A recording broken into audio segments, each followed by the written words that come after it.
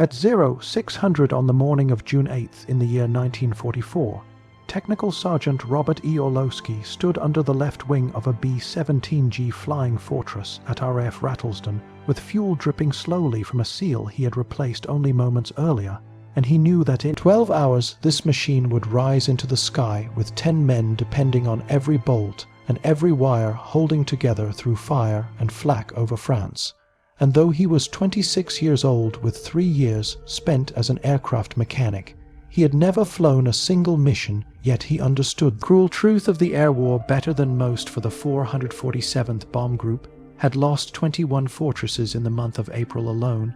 and only the bloody 100th had suffered worse losses, and 11 crew chiefs had watched their aircraft vanish into the clouds trailing smoke, breaking apart, and few of those planes or their crews ever returned. And now Ori, as everyone called him, tightened the seal with cold, stiff fingers before moving to the number 3 engine for the Wright R-1820 Cyclone, had already logged 42 hours since its last oil change, and while the dipstick showed clean oil with no metal shavings, he knew that meant little, because these engines could fail without warning, and hydraulic systems could burst open in mid-flight, and half the fortresses on the base were grounded at any given time for mechanical troubles, and this particular aircraft had arrived only 2 days earlier with serial number 43377756. And no name, no artwork, no mission marks nothing but bare metal waiting for a crew to trust their lives to it.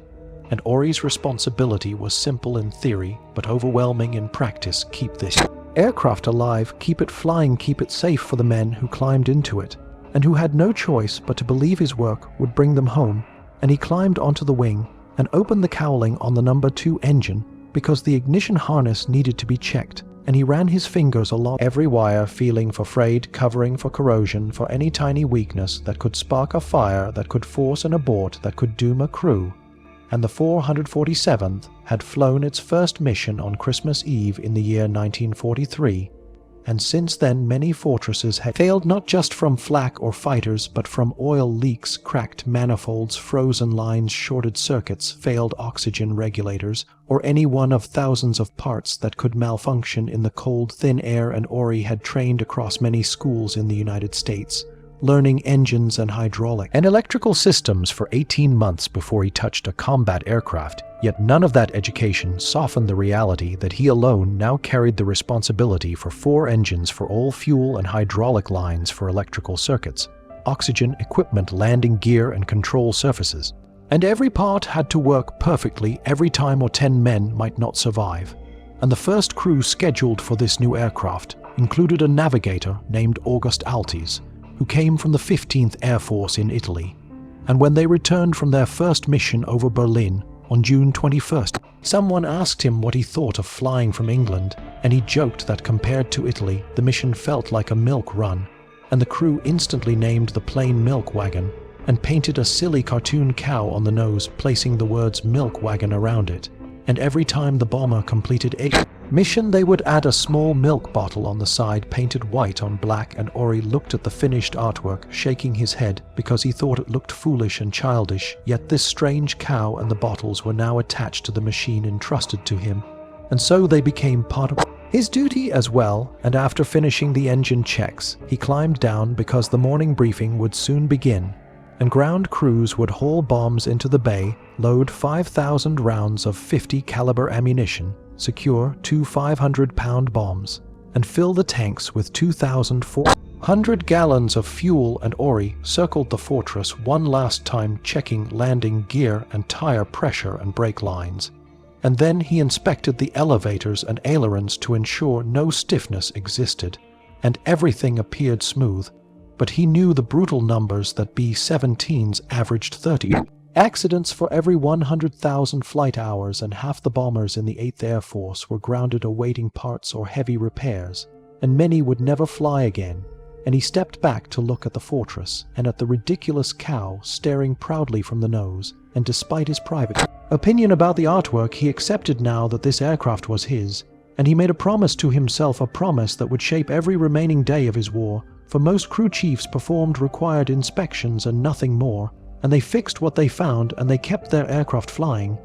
best as possible. But Ori decided that morning that he would go far beyond what the manuals demanded, and he would inspect every system before every mission, not only the required checks, but everything, and he would replace parts before where became dangerous, and he would catch weak spots before they turned into disasters, and he would transform this strange cow-painted bomber into the most dependable fortress stationed at Rattlesden. And on July 19th, when Milk Wagon prepared for a strike against a synthetic oil plant in Germany, 3 fortresses aborted before takeoff with mechanical trouble, and 2 more turned back over the channel before reaching the target, 1 due to engine failure and 1 due to hydraulic failure, and Ori watched them roll back to the hardst.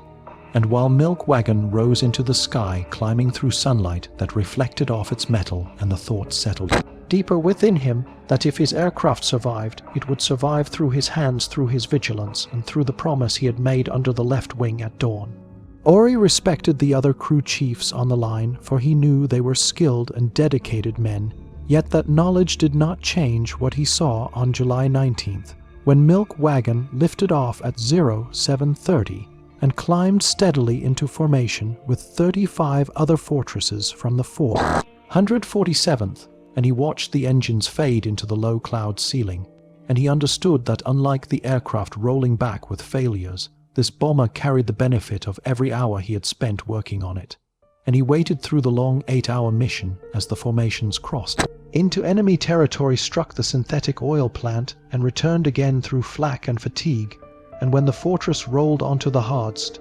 and there were no leaks, no smoke, no hydraulic issues, and not a single complaint from the crew, and 1 white milk bottle was added to the nose of the aircraft, and Ori immediately took the plane back for a post-flight inspection, because perfection meant nothing if it could not be repeated, and he worked 20 hours straight, running his hands along each cylinder head of every engine, and checking for cracks or carbon buildup, and testing hydraulic pressure from the reservoirs to the actuators, and tracing electrical lines for loose fittings, and every reading came back clean, which pleased him, but did not calm him, because a B-17 could hide trouble deep inside its systems, and he wanted to know every weakness before it revealed itself in the sky. And in the next 3 weeks, Milk Wagon flew 7 more missions to Berlin to Missburg, to Munich, missions lasting between 6 and 9 hours each one, carrying the pressure of combat formations that strained engines at high power for hours. And each time the aircraft returned without a single mechanical failure, and Ori grew more determined to keep that streak alive. And he watched as other fortresses at Rattlesden continued to struggle, for on July 24th, 3 aircraft aborted before reaching their targets due to engine problems, and on August 1st 2 more turned back with hydraulic troubles, and on August 9th 1 fortress suffered an electrical breakdown over Germany and barely limped home on emergency power, and Ori studied each failure because he wanted to understand why they happened and how he could prevent those same issues on Milk Wagon. And he walked the line, speaking with other chiefs, asking to see their logs, examining the parts that caused aborts. And he learned which pumps burned out faster, which oil coolers clogged under heavy load, which supercharger regulators slipped out of adjustment, which ignition systems failed under vibration, and which hydraulic actuators ruptured in cold conditions. And he took every lesson and applied it to Milk Wagon immediately. And he began replacing parts before their recommended limits. And he changed oil filters after 25 hours instead of 50, and replaced spark plugs after 100 hours instead of 200, and he swapped hydraulic seals the moment he detected even the smallest seep of fluid. And he built detailed maintenance records, tracking the age and performance of every part on the aircraft, and other crew chiefs teased him for his obsession because they followed procedure and waited for failures before spending parts and hours, but Ori refused to leave the safety of 10 men up to chance. And by September, Milk Wagon had flown 20 missions, all without a single mechanical abort, and 20 white milk bottles now lined the fuselage, and the streak became the longest record within the 708th Bomb Squadron. And as autumn settled over England, the pattern remained unchanged, and while many fortresses were grounded repeatedly with engine leaks or hydraulic losses or electrical shorts or frozen lines, Milk Wagon continued to lift into the sky, returning each time with damage from flak, but never with mechanical issues that originated from Ori's work, and he and his team repaired dents, patched holes, replaced outer panels, and straightened bent frames. But the beating heart of the bomber, the engines, the hydraulics, the electrical system remained reliable, and October brought storms and freezing air as missions climbed through clouds laced with ice and temperatures that fell to 40 degrees below zero. And those conditions froze fuel lines, stiffened controls, thickened hydraulic fluid, and weakened electrical connections, and many B-17s aborted throughout the month, but Milk Wagon kept flying, and by November it had completed 50 missions without a single failure, the longest continuous streak in the 447th, and the longest in the 3rd Air Division, and perhaps the longest in the entire 8th Air Force. And one morning, Ori received orders to report to the group engineering officer, and he feared he might be reprimanded for using too many parts or exceeding the manual guidelines. But instead, the officer simply asked how he achieved such a record, and Ori explained everything: his excessive inspections, his preventive replacements, his detailed tracking, and the officer listened quietly and did not tell him to stop nor criticize his methods, but simply told him to continue because Milk Wagon was now the most reliable bomber in the unit. And when other aircraft aborted, Milk Wagon returned with bombs delivered, and when mechanical problems grounded half the group, this fortress remained ready, and December came with worsening weather, and by the time Germany launched its Ardennes counterattack on December 16th, Milk Wagon had flown 70 missions with the war still far from over, and though the bomber had become a legend within the group, Ori did not slow down because each mission meant 10 men trusted him fully, and he would not allow that trust to be broken no matter how many hours he had to work, or how many parts he had to change, or how cold the winds cut across the Harz. And in the dark hours before dawn, the Battle of the Bulge erupted on December 16th, when German forces launched a massive attack through the Ardennes forest, and the 8th Air Force began preparing for relentless missions aimed at crippling German supply lines, so every bomber that could fly was needed, and that included Milk Wagon, which had already become the quiet miracle of Rattlesden with its unbroken chain of successes. So on the freezing morning of December 24th, Ori stepped onto the Harz, and before dawn the metal biting into his hands as he checked the fortress for the mission ahead, and ice covered wings like a second skin, while a thin wind cut through his jacket. Yet he moved with the same deliberate rhythm he had followed for months, checking the oil, then checking it again, testing the hydraulics, then testing them again, running his fingers along every electrical fitting, searching for smallest breach that could become a disaster in the frozen sky, because the forecast promised clouds, heavy icing above 15,000 feet, and almost no visibility, and he knew this mission would push every aircraft to its limits, and Milk Wagon took off around 0800, joining a massive force of more than 700 fortresses heading toward the rail yards near Cologne, and the formations stretched across the sky, wave after wave of bombers committing to the largest Christmas Eve mission of the entire war. And the flight lasted 9 long hours through clouds, ice, and scattered flak. But when Milk Wagon returned to Rattlesden around 1700, the fortress rolled onto the Harz, and without a single system failure, and another white bottle found its place on the fuselage, and the streak continued unbroken at 71 missions. And though the battle on the ground in Ardennes dragged on with terrible fury, the winter weather over England grew even harsher, and snow, fog, and freezing winds turned simple maintenance into a grueling struggle, and engines refused to start in the cold hydraulic fluid, thickened into sluggish paste, and electrical systems failed whenever ice crept into connectors. But Ori would not allow weather to become the reason his bomber ever turned back. So he adapted quickly, preheating engines long before crews arrived and replacing hydraulic fluid more often than any manual required, and sealing electrical joints with extra layers of protection. And his hours grew longer and sleep grew shorter, but the fortress took flight again and again, and between Christmas Eve and the first day of the new year, Milk Wagon flew 6 missions in 8 days, and none of those flights ended with a mechanical failure, even as other fortresses struggled with frozen control surfaces, fuel line blockages, and engines that choked in the cold. And by January of 1945, the aircraft had completed 80 missions, and the chiefs around the field who once doubted Ori now watched him work with a mix of respect and disbelief, and some began copying his methods, increasing their inspection routines and replacing parts earlier,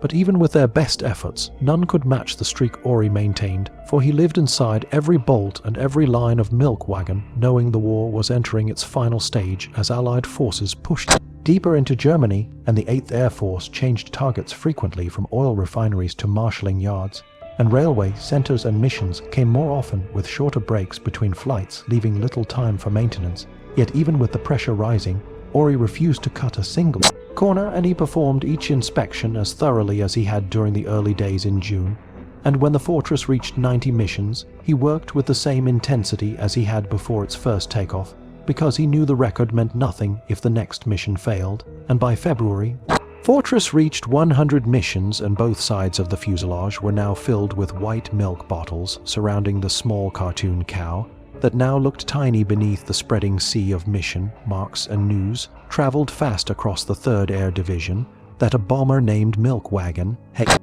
never aborted, never turned back, and had become the most reliable B-17 in England, and newspapers sent photographers to Rattlesden to capture images of the aircraft and interview the crews, and flight members spoke proudly of the sturdy ship that carried them home, and some mentioned luck, others praised the engines or airframe, but none mentioned Ori, though he preferred it that way, for he believed the credit belonged to the airmen who faced flak and fighters, and returned each day. Yet officers higher in command took notice, and on March 15th of 1945, Ori received orders to report to an awards ceremony, and wearing his cleanest uniform, he approached unsure of what would happen, until the group commander read a citation awarding him the Bronze Star for maintaining B-17G serial number 4337756 through more than 100 combat missions without a single mechanical abort. And though the ceremony lasted only minutes with brief applause and photographs,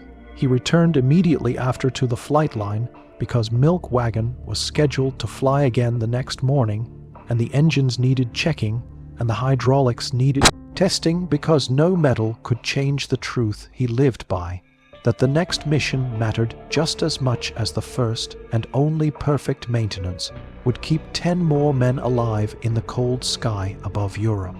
By the time April arrived, Milk Wagon had flown 120 missions, and the war across Europe was collapsing fast as Allied armies pushed through German defenses and crossed the Rhine, while the 8th Air Force found fewer targets worth hitting, and every mission felt like the final steps of a long, brutal march toward victory. And on April 19th in the year 1945, Milk Wagon lifted off again for Mission 128, a strike against a marshalling yard near Ingolstadt, and the mission proved routine, with only light flak greeting the formation and no fighters rising to challenge them, and the fortress returned at midday without trouble, and Ori stepped forward with the same careful eye he used on every flight day, because he knew that even a quiet mission could hide problems waiting to emerge. And 2 days later the bomber was scheduled again for Mission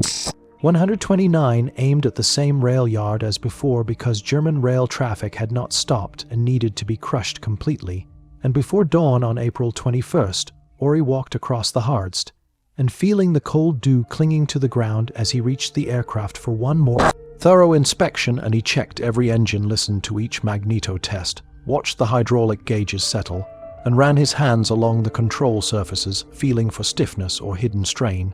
And everything responded perfectly, yet something about the morning felt different and heavier, because the war was clearly in its final breaths, and the men on base sensed it, and Ori sensed it as well, for German forces were retreating everywhere, and Soviet troops pressed into Berlin, and American forces advanced deep through Bavaria, and this mission might be one of the last the 447th Bomb Group would ever fly. And at 07:15, Milk Wagon took off once more, joining its formation, climbing into the pale spring light over England. And the mission again passed quietly, with only thin flak and clear air, and the bombs found their target, and by noon the fortress rolled back to Rattlesden, completing Mission 129 without a single failure, exactly as it had done from the first mission, all the way to this final one. And that afternoon word spread from 8th Air Force headquarters that operations would continue until formal German surrender. Everyone knew the end was near, because targets were scarce, resistance minimal, and the massive bombing campaign that had battered Germany for 3 long years was winding down, and Milk Wagon sat quietly on its Hardst, and with 129 white bottles painted across the fuselage nearly, burying the cartoon cow that once seemed so silly but now looked like a badge of honor for the most dependable bomber in the 3rd Air Division, and perhaps in the entire 8th Air Force. And though the aircraft waited for another mission, none came for April 21st, became the final combat flight Milk Wagon would ever fly, and when May 7th arrived and Germany surrendered the war in Europe officially ended, and the 447th Bomb Group began preparing to return home, and the long process of sorting aircraft began because some fortresses would be flown back to the United States while others would be scrapped in England and others broken down for spare parts, and Milk Wagon was chosen for the journey home, and the redeployment began in June with the Air Echelon ferrying aircraft across the Atlantic through Iceland and Newfoundland, while the ground personnel, including Ori, boarded transport ships, but Ori himself was not selected to fly aboard Milk Wagon for the return flight, and his war work ended not with a mission, but with watching the fortress from the ground one final time.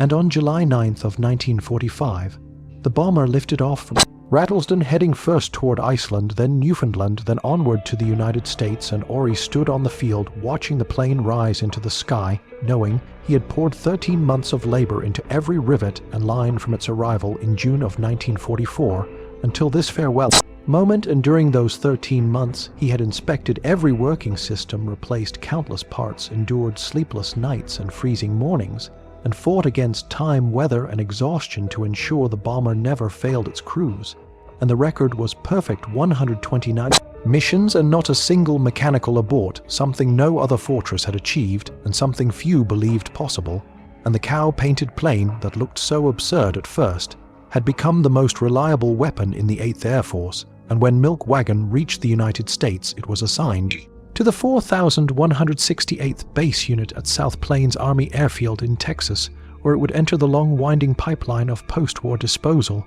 because the war was over, and the Army Air Forces no longer needed the thousands of B-17 aircraft that had once formed the heart of America's strategic bombing forces, and many would be scrapped, others sold off, others melted down, their metal returned to industry, and Milk Wagon joined that list. And on November 21st, 1945, the fortress was sold to the Reconstruction Finance Corporation and flown to Kingman, Arizona, which had become the final resting ground for an ocean of surplus aircraft. Thousands of fortresses lined the desert in endless rows like fallen giants, stripped of purpose, and many of the bombers that had survived the war ended their stories there, and in December 1945, Milk Wagon met the same fate as the salvage crews removed, the engines separated the wings, and cut apart the fuselage, and the aircraft that had flown through 13 months of war without a single mechanical failure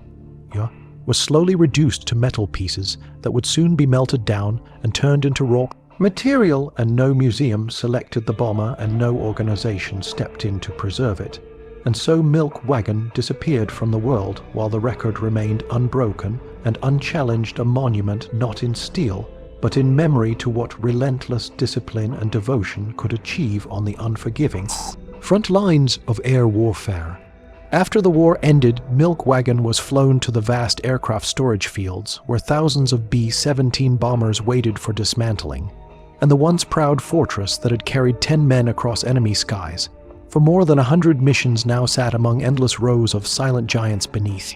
the hot Arizona sun at Kingman, and in December of 1945, the aircraft was cut apart piece by piece as the engines were removed, the wings separated, and the aluminum skin stripped away until the most reliable bomber in the 8th Air Force was reduced to piles of metal that would soon be melted down and reused, and no museum claimed it, and no group attempted to save it. And so the aircraft vanished physically from the world, even though its record lived on as an extraordinary testament to what relentless maintenance and unwavering care could achieve, for the statistics told a story so unbelievable that many considered it close to impossible for between June of 1944 and April of 1945. The 447th Bomb Group flew 258 combat missions, and across those operations more than 8,000 individual bomber sorties were launched, and of those 8,000, roughly 15% failed to reach their targets, most of them turning back because of mechanical failures ranging from dying engines to ruptured hydraulics to failing electrical systems, yet Milk Wagon flew 129 missions without a single mechanical abort, and the chances of such a perfect streak were nearly impossible to calculate because B-17 aircraft suffered accidents at an average rate of 30 incidents for every 100,000 flight hours,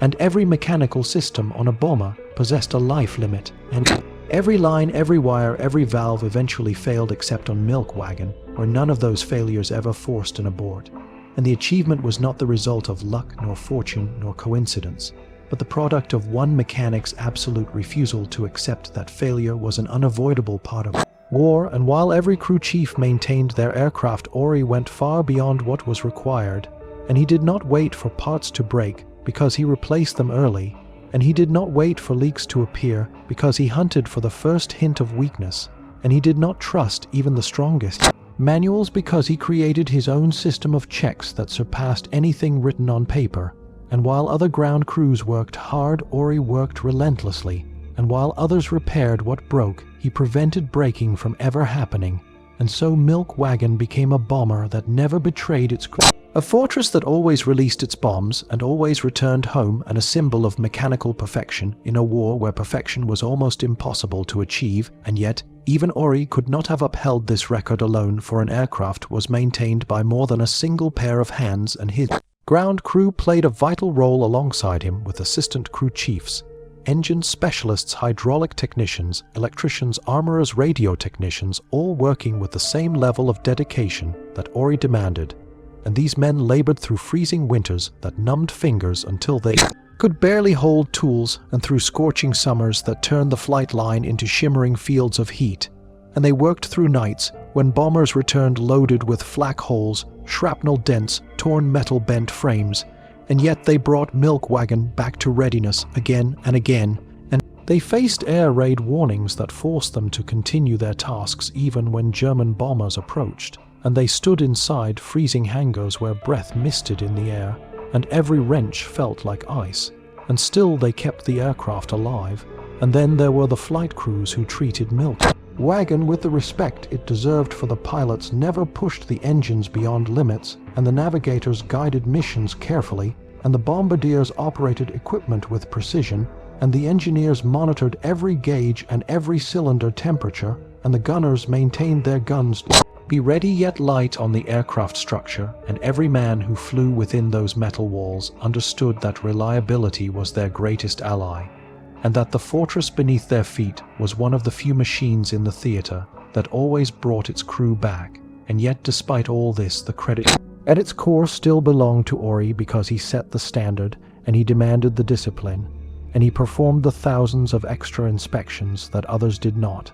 and he replaced parts days, weeks or months before they were scheduled to expire, and he tracked every system with military precision. And he shouldered full responsibility for every success, every mission, and every life that returned home because of the machine he guarded, and no other B-17 in the European theater ever matched what he achieved for even the most celebrated bombers that flew higher total mission counts, such as the Memphis Belle or Hell's Angels, or the other fortresses that passed the 100 mission threshold. All suffered mechanical aborts along the way, for that was normal and expected in wartime operations. But Milk Wagon was the exception, the bomber that never turned back, that never faltered, that never surrendered to failure, and its streak became a record so distinctive that it stood alone in the history of the 8th Air Force. And long after the metal had been melted and the aircraft had disappeared into the furnaces of Arizona, the achievement remained written across mission logs, engineering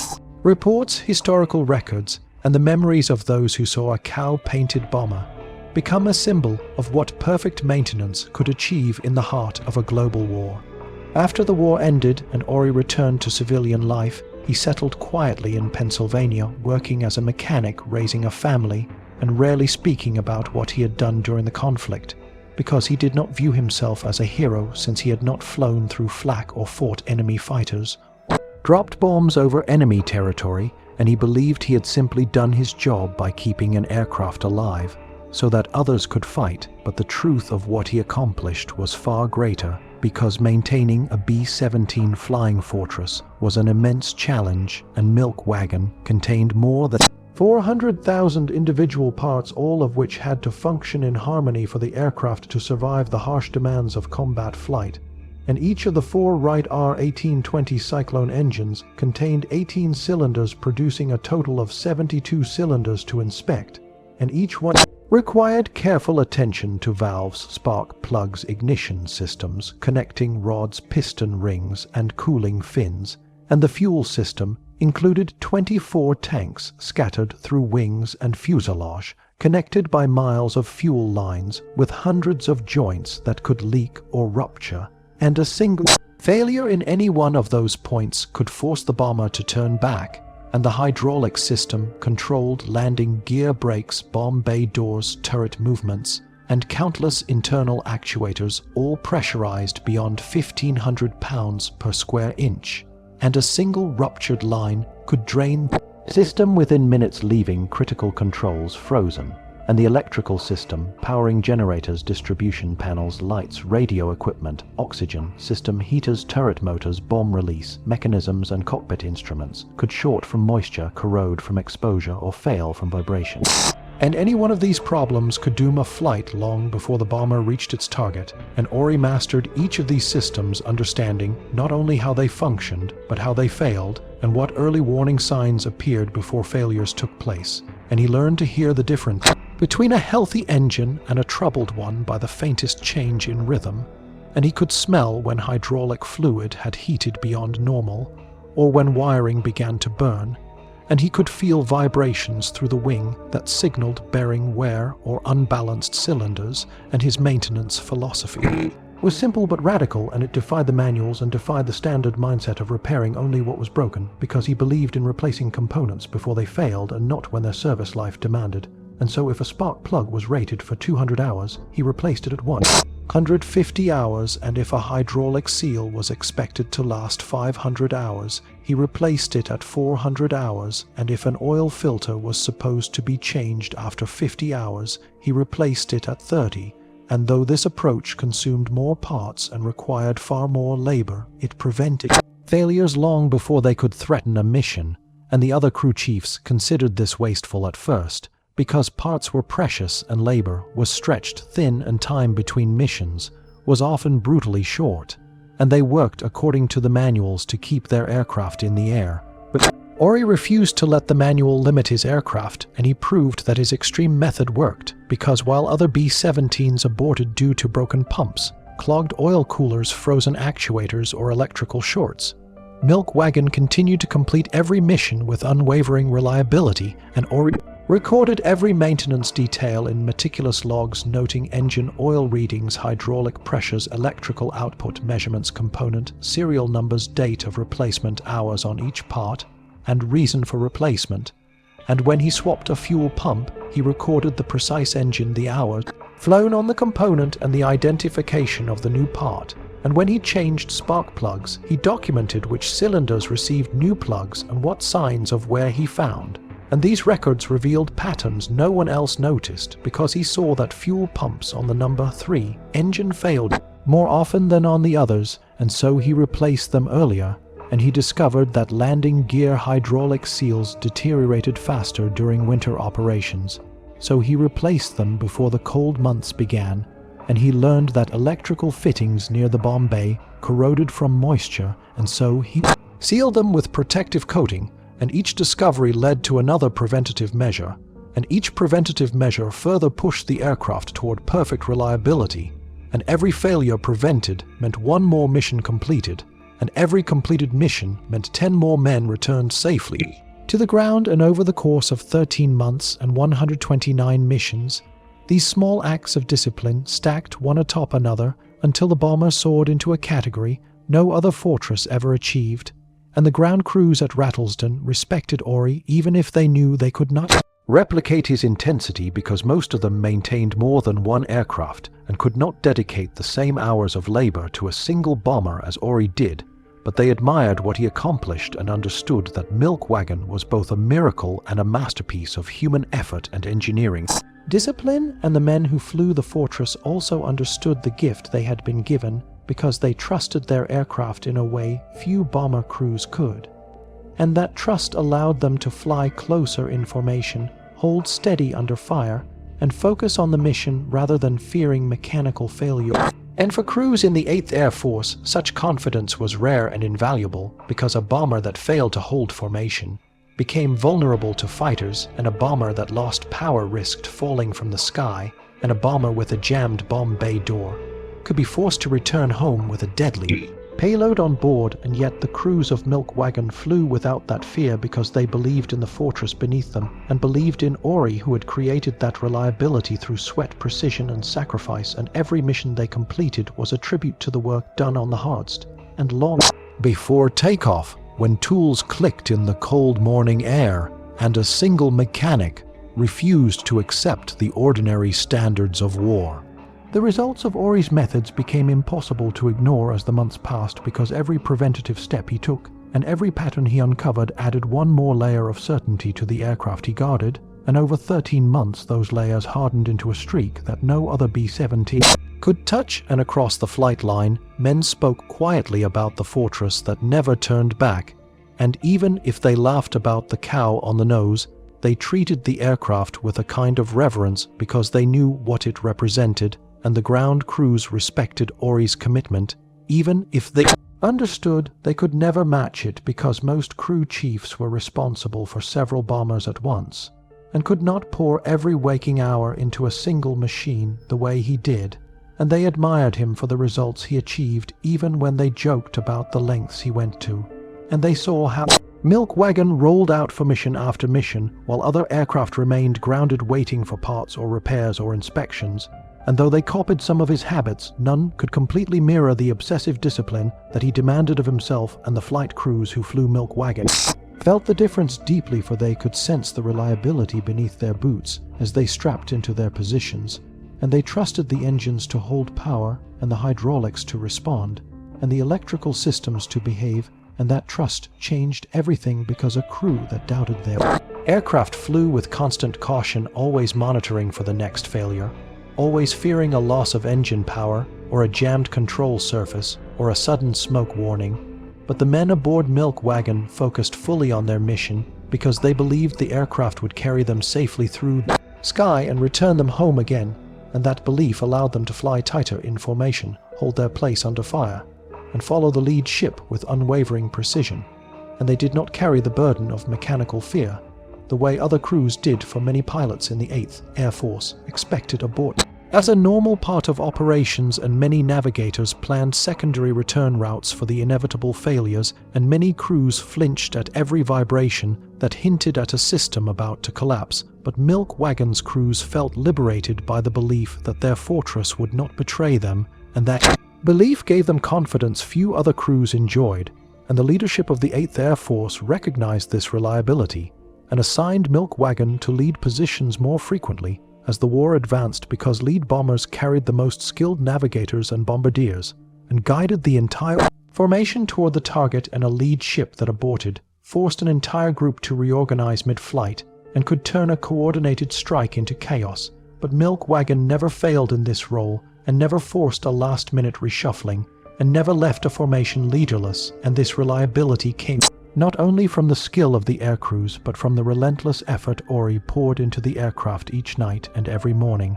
And because of this, Milk Wagon was chosen again and again to fly when other bombers sat silent waiting for repairs. And the fortress flew more missions because it was able to fly more missions, and this created an unusual cycle where high flight hours normally meant more wear and more failures. But Ori's maintenance philosophy reversed that pattern, because as the aircraft flew more, he inspected more, replaced more, and prevented more, and instead of wearing down, bombers seemed to grow stronger under his system of care. And while many other fortresses achieved availability rates between 50 and 60%, Milk Wagon often exceeded 90%, which was unheard of for a combat aircraft operating under constant stress. And the engineering staff of 447th began studying Ori's maintenance logs, comparing his records to the technical manuals, and calculating part usage and labor costs, and they discovered that Milk Wagon consumed far more components than other aircraft, especially fuel pumps, hydraulic seals, spark plugs, and oil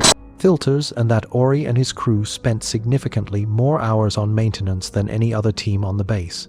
But they also discovered that the return on this investment was enormous because the bomber delivered more bombs, flew more missions, and contributed more consistently to the war effort than any other aircraft in the group, and the engineering staff recommended that other crew chiefs adopt his approach, and some attempted to follow his lead by adding more inspections, changing parts earlier, and tracking wear patterns more carefully. And while their aircraft reliability improved, none could achieve what Ori had accomplished because none matched his intensity or his willingness to sacrifice sleep and comfort to ensure the fortress remained flawless. And even when their abort rates dropped, they still could not produce a bomber that flew more than 100 missions without a single mechanical failure, and Milk Wagon's streak remained alone, towering above all others. And this perfect reliability became part of the identity of the aircraft and part of the confidence of every man who flew in it. And they took pride in being the crew of the bomber that never failed, and they felt protected by a machine that seemed almost blessed, yet its success had nothing to do with luck, and everything to do with the work of one mechanic, who believed that good enough was never enough for the lives of 10 men who trusted him completely. And so Milk Wagon kept flying, kept delivering. Bombs kept completing every mission it began, and every takeoff ended with a return to Rattlesden, and no mechanical trouble ever forced the fortress to break formation or turn back. And the men of the group knew they were witnessing something rare, something that would echo long after the war ended, and that the record of this cow-painted bomber was not just a statistic, but a testament to a mechanic who refused to allow failure into his vocabulary, and whose hands shaped one of the most remarkable achievements in the history of air warfare. By the final months of the war, Milk Wagon had evolved into far more than a bomber because it had become a living example of what absolute discipline and flawless cooperation between ground crews and flight crews could accomplish, and the cow-painted fortress that once seemed like a joke proved that the limits of machinery were not fixed, and that perfection could be achieved when men refused to accept that failure was inevitable. And with 129 consecutive missions without a single mechanical abort, the aircraft stood alone across the entire 8th Air Force, and possibly across every theater of the war. For other fortresses flew high total mission counts, and some surpassed 140 sorties, yet none completed such long streaks uninterrupted, because all of them faced mechanical failures at some point, and all of them were forced to return early on certain missions because of the brutal wear of combat flying. But Milk Wagon finished every mission it began, and its record existed in mission logs, maintenance files, and engineering summaries, and its reliability was verified many times, and Ori's Bronze Star citation officially recognized his extraordinary contribution, noting that his devotion to maintenance enabled the bomber to achieve a perfect streak that no other aircraft matched, and yet even a medal could not fully capture the scale of his accomplishment, because Ori had proven something that seemed impossible in wartime conditions, that reliability was not a matter of chance or fate, but the result of a mindset that refused compromise, and he had shown that preventative maintenance, obsessive tracking, and early replacement of vulnerable components could create an aircraft that behaved almost beyond the limits of its design. And after the war, he returned to civilian life in Pennsylvania, where he worked as a mechanic on aircraft automobiles and industrial machines, applying the same principles of preventive care and detailed record keeping, and everything he touched ran with the same quiet reliability that Milk Wagon once displayed. And he lived a humble life far away from fame, and he passed away in the year 2004 at the age of 86. And his obituary mentioned his Bronze Star and his wartime service and the aircraft he maintained, but it could not fully describe the magnitude of what he accomplished at RAF Rattlesden during 13 relentless months, and his family remembered him as a quiet, disciplined man who took pride in careful work and never sought attention or praise, and he believed that doing a job to the highest standard was its own reward, and that approach defined the war he fought because he did not maintain Milk Wagon for glory or recognition or prestige, but because the aircraft carried 10 men into danger, and he believed that if he prepared it perfectly, those 10 men would return, and he held that belief through freezing nights and long hours and endless inspections, and in doing so, he saved lives by ensuring that every mission Milk Wagon flew was a mission completed. and every sortie brought 10 airmen home, and none of them ever had to face the terror of falling behind a formation due to mechanical failure, or dropping out of the sky because of an unseen flaw, and so his work contributed directly to the war effort because each successful mission delivered bombs onto targets that weakened the German war machine, and each sortie that stayed in formation ensured maximum bomber strength over enemy territory, and every reliability milestone strengthened the 8th Air Force. During its most demanding campaigns, and even though the aircraft itself was scrapped in December 1945, reduced to melted aluminum and lost to time, the legacy of its perfect record lived on, and the fortress that once stood painted with a silly cartoon cow became a symbol of the heights that human effort could reach, and its story endured long after the metal vanished and long after the noise of engines faded, because the achievement remained proof that war was not only won by pilots or generals or strategists, but also by mechanics who worked behind the scenes ensuring that aircraft could meet the demands of battle without hesitation. And Milk Wagon's legacy became a reminder that even the most reliable war stories can be forgotten unless they are told and remembered, and the achievement of 129 consecutive missions without a mechanical abort stands as a testament to the skill, discipline, and relentless dedication of Technical Sergeant Robert E. Ory and his ground crew, who refused to let chaos dictate the fate of their aircraft. And although the bomber no longer exists, its record stands unbroken, and its memory preserved by those who understand that reliability in war is rare and precious, and what Ory achieved remains one of the greatest examples of what skilled maintenance can accomplish in the most demanding conditions. And though the war ended and the aircraft disappeared, the impact of Milk Wagon continues to echo wherever the story is told, because it demonstrates that even in the vast machinery of war, one mechanic with unwavering standards can change the course of history through the simple belief that failure is never acceptable when lives depend on success. If you want more forgotten war stories told with truth, grit, and no filters, subscribe now. Your support keeps these missions alive.